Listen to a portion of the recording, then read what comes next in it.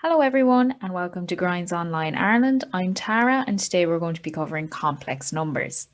So our question today is write z, which is a complex number, and equal to 3 minus 3i in polar form and find z to the power of 3. Okay, so this question is split up into two parts, and the first part is to write z in polar form, which will look like something or multiplied by cos of theta plus I sine of theta, where theta is the angle from the positive x-axis and or is the distance from the origin on the Argand diagram. So let's first draw off our Argand diagram and see actually which quadrant this is. So we have a positive x value, a positive real value. So we're going to be on this side, and we have a negative imaginary. So we're going to be down here. So we know now our complex number is somewhere in this area.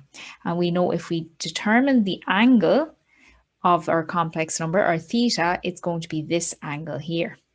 But we don't want that angle. We want the angle from the positive x-axis going all the way around like that.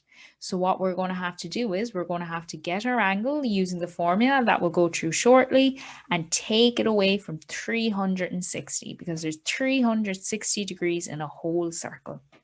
So the formula first to find or is just the square root of the real part squared plus the imaginary part squared.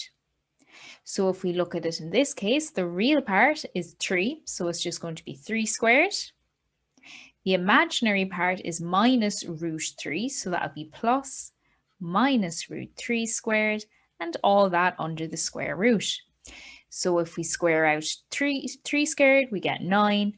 Minus root 3 squared, if you put that in your calculator, you'll get 12. So we'll have the square root of 12. And another way of writing that is 2 root 3. Okay, so we have or now for our equation for the polar form. Our next step is to find theta, the argument. And to do that, we're going to use the formula tan inverse is equal to the imaginary part all over the real part without the I. So it's only the numbers in front of the imaginary and the number in front of the real. So in this case, if we plug that in, we're going to get tan inverse of minus root 3 over 3. And if you put that into your calculator, guys, you're going to get minus 30. So minus 30 degrees is equal to theta. And the reason why it's minus, guys, is because we're going clockwise around it. So whenever we go clockwise around the Argand diagram, it's going to be positive.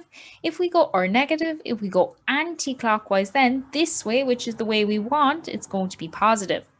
So to find then the total angle here, the complete angle we want for our formula, we're going to have to do 360 minus 30, which will give us 330. So we know the theta in this case is going to be 330. So all we have to do now is substitute everything in. So we'll have z is equal to or, but we know or now is 2 root 3 multiplied by cos of theta, but in this case, theta is going to be 330 plus I sine of theta, which in this case is 330. And that's our question written in polar form. Now, guys, in order to figure out what z to the power of 3 is, we're going to have to use a special theorem called a Moivre's theorem. And what that theorem states that any complex number to the power of n, we can rewrite that complex number in polar form. So it would be or cos of theta plus I sine of theta, all that to the power of n. And what this theorem states is, in order to find that, regardless of any n could be 3, n could be 2, it could be a half, it could be minus 5. All we have to do is we have to put the or to the power of n, and then inside the cos and the sine, we just multiply the angles by the n.